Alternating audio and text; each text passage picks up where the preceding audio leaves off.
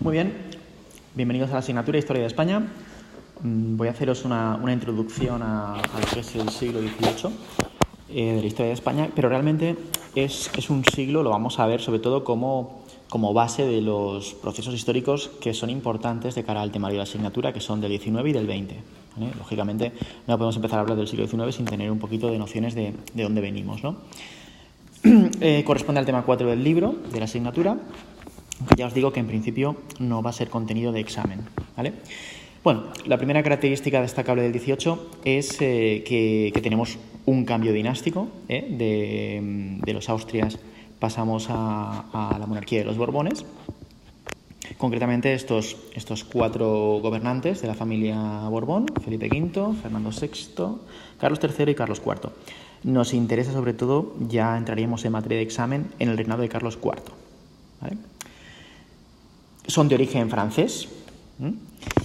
Y bueno, el origen de la llegada de esta dinastía, lo vamos a ver súper brevemente, es una guerra internacional, conocida en España como la Guerra de Sucesión, que tiene lugar entre 1701 y 1714. ¿Vale? Voy a poner aquí el puntero. Estalla la muerte de Carlos II, el último del monarca de los Austrias, que muere sin descendencia. Y en el fondo es una guerra por el control del trono de España, que en esta época supone el control del gran imperio colonial de América Latina y de parte de Asia y de otras posesiones. Es decir, otras posesiones europeas. Recordar que todavía España en el siglo XVII y XVIII tiene posesiones europeas, ¿vale? Bueno, los dos pretendientes al trono son Felipe V, de la familia Borbón, es nieto del actual rey de Francia, y el archiduque Carlos de Austria, ¿vale? Todos estos dos monarcas, el archiduque Carlos y Felipe V, tienen relación de parentesco con Carlos II, ya que, los enlaces reales en la época hacía que, hubiese muchos matrimonios cercanos, ¿no? Ambos tienen derechos legítimos al trono y además Carlos II no ha dejado claro quién es el monarca que va a heredar el trono. Bueno, esta guerra es interesante porque tiene dos vertientes, una internacional, que en el fondo es una lucha entre Francia y Austria, aliada del Reino Unido, ¿vale?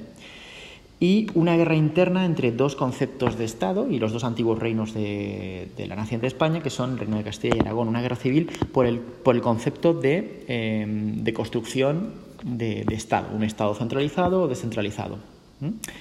Bueno, esta guerra tiene un aspecto europeo, internacional, y un aspecto peninsular. España se va a convertir un poco en el patio de juegos en el que se va a dirimir si Francia es la potencia hegemónica de Europa o si los británicos ponen freno al dominio francés del continente. Es un enfrentamiento, esta guerra, entre Francia y el Reino Unido, al igual que será 100 años después las guerras napoleónicas. Es decir, en el fondo es un episodio de una lucha internacional. Además, la guerra acaba acaba un poco en tablas. En Europa acaba imponiéndose el bando austriacista y británico, y en la zona peninsular gana el bando francés, con lo cual el resultado de la guerra es un poco negativo para España, porque no hay un ganador claro. Como os decía, a nivel interno se defienden dos modelos de Estado. El archiduque Carlos, apoyado por la Corona de Aragón, defiende un modelo de Estado descentralizado, en el que los fueros, las leyes tradicionales de los reinos heredadas desde la Edad Media, se mantengan y no existe un Estado central fuerte. En cambio, los Borbones, que traen nuevos aires de una administración centralizada, más racional, desde Francia, tienen más apoyos en la zona de Castilla y también País Vasco. Estos dos modelos de administración se van a enfrentar en la guerra. Dentro de un episodio interesante de la guerra es la ocupación de Gibraltar en 1704, que los británicos lo hacen izando la bandera británica, no levantando la bandera del archiduque Carlos, por el cual luchaban, con lo cual han tomado Gibraltar para su propia posesión y construcción de su imperio colonial hasta el día de hoy. Es interesante, pues, a nivel de historia de la Comunidad Valenciana, el hecho de la batalla de Almansa en 1707, batalla en la que las tropas austracistas son derrotadas por las borbónicas y suponen la entrada de los franceses en el Reino de Valencia y, por lo tanto, el fin de los fueros de Valencia y el inicio de la consolidación de un modelo administrativo centralizado, como os decía. El conflicto, como os decía, acaba en tablas y se firma una paz internacional en 1713 y 14, que es las paces de Utrecht. No vamos a analizarlo a nivel europeo, pero sí que queda Felipe V como futuro rey de España, renunciando al trono francés. Y la corona austríaca lo que consigue son las posesiones europeas que tenía el antiguo imperio español en Europa, con lo cual queda el poder europeo del viejo imperio español desaparece a manos de Austria, aunque el Reino de España sigue conservando todas las colonias americanas, que realmente eran muy importantes. Hecho importante que vamos a enlazar también con temas posteriores es el hecho de que en esta guerra, el 11 de septiembre, si no recuerdo mal, de 1712, tiene lugar la caída de Cataluña, de los antiguos condados catalanes, la entrada de las tropas francesas en Cataluña y, por lo tanto, la abolición de los fueros catalanes, de los FURs catalanes y, por tanto, su autogobierno, ¿no?, por así decirlo. El 11 de septiembre, esta derrota supone el inicio del, digamos, ha supuesto para el nacionalismo catalán un punto de inflexión, ¿no?, porque para ellos se pierde su autogobierno y se empieza un proceso de castellanización en Cataluña. Consecuencias, por tanto, del conflicto supone la entrada de los borbones en España, como os decía. En este conflicto encontramos las raíces del nacionalismo catalán, debido a que se impone un modelo centralizado de gestión y desaparece su forma de autogobierno tradicional. Mediante los decretos de Nueva Planta desaparecen todos los fueros de España, exceptuando, atención, los fueros de las Vascongadas, del País Vasco y Navarra, que, como han apoyado a Felipe V, tienen el privilegio de mantener su régimen foral, ¿vale? Este dato es importante porque luego, en el siglo XIX, volveremos a este tema. Y luego la pérdida de Gibraltar, obviamente. Esto es importante tenerlo en cuenta para relacionar las raíces históricas del XIX y del XX, ¿vale? Aquí tenéis, esto es importante para las PAU, y aquí tenéis el chiste malo del día, ¿vale? Más cosas importantes del siglo XVIII. En España sigue perviviendo un sistema social y económico y político que es el antiguo régimen. Vamos a hablar mucho de este concepto en los siguientes temas, Es decir, una forma de entender la vida y la sociedad antigua, es decir, prácticamente medieval, en la que pervive una sociedad estamental diferenciada por tu nacimiento. Todo esto lo ampliaremos en el siguiente tema, así que no os preocupéis. Una economía basada en la agricultura, predominio de la nobleza, no existe una propiedad privada consolidada, la burguesía es un grupo en principio no dominante.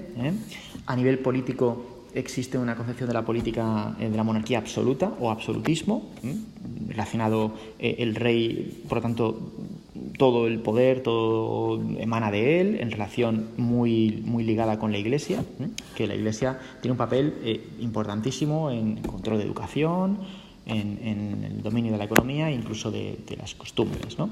Por tanto, Iglesia, monarquía, nobleza, sociedad estamental y una economía agraria, ¿vale? Esas son características básicas del antiguo régimen que vamos a ir viendo cómo van cambiando. No vamos a entrar en el tema del campesinado en el siglo XVIII, pero bueno, las bases, por tanto, de España son agrarias y atrasadas, ¿no? Una cosa importante que heredamos del XVIII, que nace en el XVIII y que tendrá su reflejo en el XIX y XX, es el fenómeno de la Ilustración. Muy importante este fenómeno porque, como sabéis seguramente de otras asignaturas, la Ilustración es una forma de pensamiento que va a cambiar la base de Europa, ¿no? Y que cuestiona el antiguo régimen, cuestiona el predominio de la religión, favorece el libre pensamiento, la educación. Es una una ideología que aspira a cambiar la sociedad europea. Tendrá su impacto en España y veremos qué ilustrados tenemos en España, ¿no?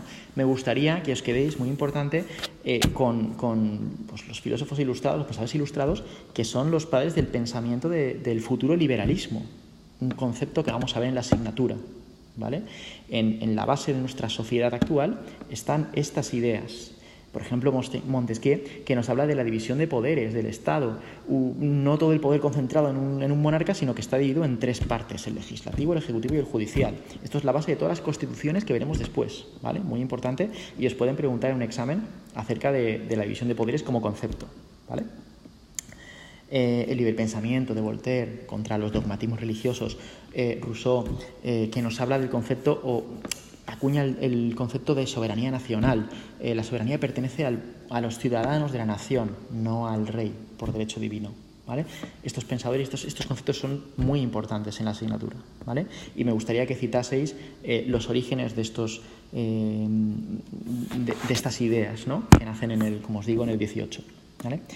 Dentro de los monarcas de los Borbones, es muy importante el papel de Carlos III como monarca ilustrado, como reformista. Realmente llevó a España a una cierta recuperación, Y bueno, Carlos III apoyó al pensamiento ilustrado en España, y me gustaría destacaros la figura de Jovellanos como ilustrado, uno de los principales ilustrados españoles. Hubo más, Florida Blanca, Cabarrús, muchos, pero Jovellanos es especialmente interesante porque es el primero que considera que España debe salir de su atraso en lo educativo, en lo agrario, en muchas cuestiones, y será Jovellanos prácticamente uno de los padres del liberalismo español, ¿vale? Tener muy en cuenta a este personaje, porque luego los reformistas del siglo XIX prácticamente leerán sus obras, Y luego, bueno, como reflexión final, como os decía, tenemos en el 18 encontramos las raíces del liberalismo, ideología básica del 19, y de las corrientes regeneracionistas que luego veremos a principios del siglo XX, ¿vale? Como España nunca terminará de mejorar o de recuperar o de salir de ese atraso que tenía, siempre los reformistas, los regeneracionistas de siglos posteriores van a fijarse en el pensamiento ilustrado de Jovellanos y otros pensadores, ¿vale? Pues bueno, con esto tenemos una introducción a lo que será el siglo XVIII, y que os servirá como base, ¿de acuerdo? Paramos aquí la grabación.